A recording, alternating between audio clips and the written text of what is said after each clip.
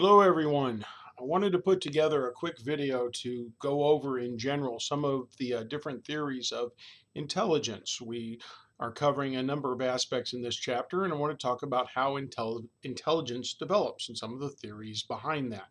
There are quite a few theories, but your material, textbook as it were, ebook, doesn't really hit but really three, and that's what I'll be willing to focus on right now. So let's get started. When it comes to intelligence, it all started as far as theories of intelligence with this gentleman right here, Dr. Charles Spearman. And Dr. Spearman believed that there was what he called a general intelligence, all right, or a G factor. According to Dr. Spearman, when it comes to intellect, people tend to, as he originally believed, if you were good at one type of intelligence, you tended to be high across the board. If intelligence was either average or intelligence overall was low, a G factor is just your general level of intellect.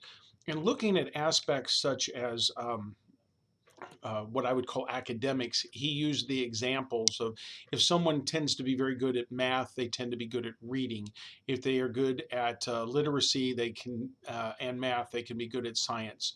If they're average at these things, they're average across the board.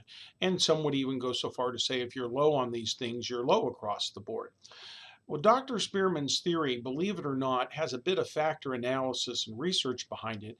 And in that regard, when you look at it from the academic standpoint, it does have a little bit of validity, but it doesn't necessarily apply well to the rest of the real world. And that's probably one of its biggest drawbacks.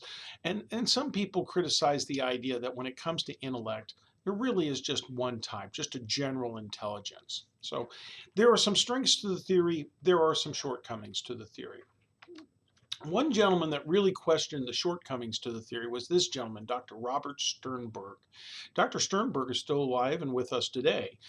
This wasn't a gentleman that lived, 100 years ago. He has even been a president of a college or university at one time, as well as a psychologist and a theorist with a specialty in intelligence. Dr. Sternberg believed that when it comes to intellect, there really is not one type of intelligence. There are really three types of intelligence. And thus he comes up with his triarchic theory of intelligence.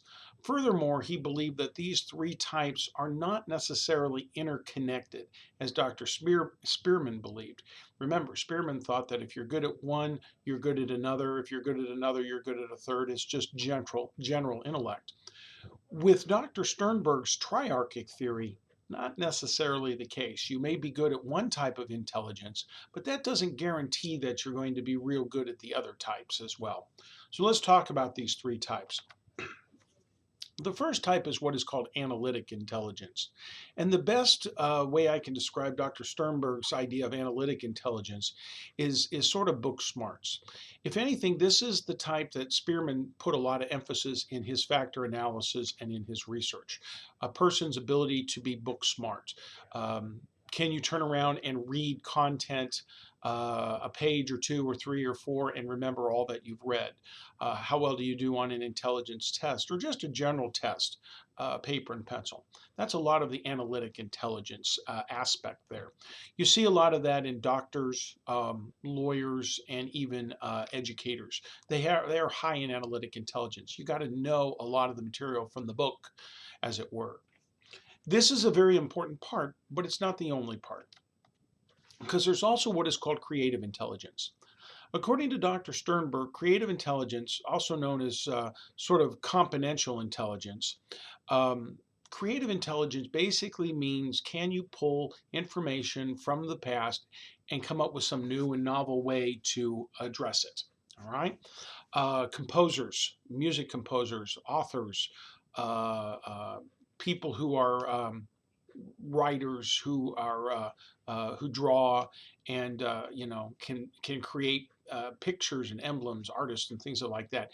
They're very good at creative intelligence. All right. So there's more than just the one type. Here's a second type. And in fact, there is a third type, which is called the practical intelligence.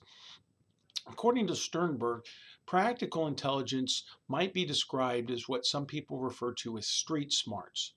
In other words, formerly known as contextual intelligence, Practical intelligence basically is the ability to derive a solution to a problem without necessarily relying on book material or relying on things from the past to come up with a creative notion. Here you simply analyze the situation and come up with the best solution to this.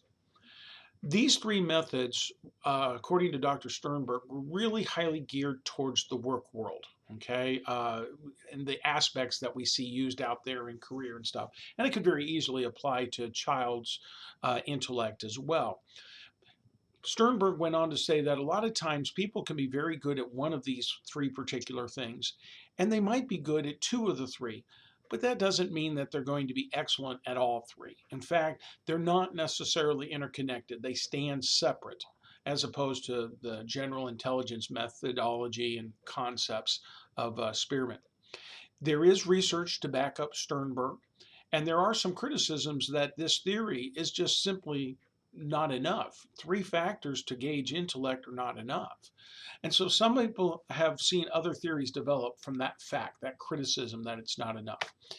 And one person who came up with an alternate theory is this gentleman right here, Dr. Howard Gardner. Dr. Gardner, who also is still with us today, came up with the concept of multiple intelligences. And you see right there the different types of multiple intelligences that he believed in. There is intrapersonal, interpersonal, spatial intelligence, okay, visualizing what the world is like, the naturalistic approach, the existential, that's his newest one. He originally had 7, and then he's come up with extra ones, such as I believe it is the naturalistic and the existential. Don't quote me on which was number 8. I know that existential was the latest one. But musical, logical, linguistic, and bodily kinesthetics. Intelligences, according to Howard Gardner, are very well defined, and there's quite a few of them, as you see here. Some people have criticized this theory and said these are really not even intelligences, these are more skills.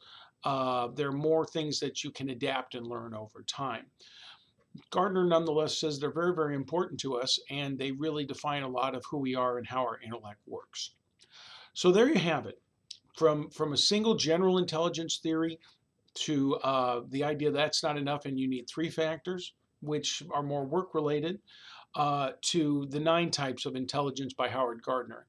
Gardner's theory has some, what I want to say, meta-analysis behind it and analysis. It's not as thorough in these 9 categories as some of the other stuff from Spearman and Sternberg, but it does have its place in the mindset of a lot of people. But they do often argue, are these really truly intelligences or just skills that are learned? Okay, folks, that's enough for this particular one. Thanks a bunch.